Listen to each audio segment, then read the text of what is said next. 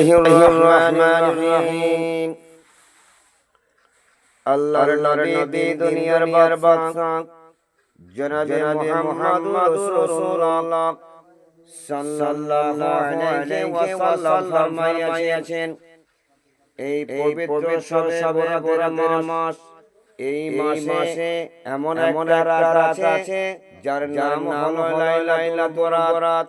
আল্লাহ রাব্বুল আলামিন আল্লাহ তাবারক তাআলা এই লাইলাতুল বরাতের রাতে সমস্ত মানুষের আমলনামা জমা নেবে।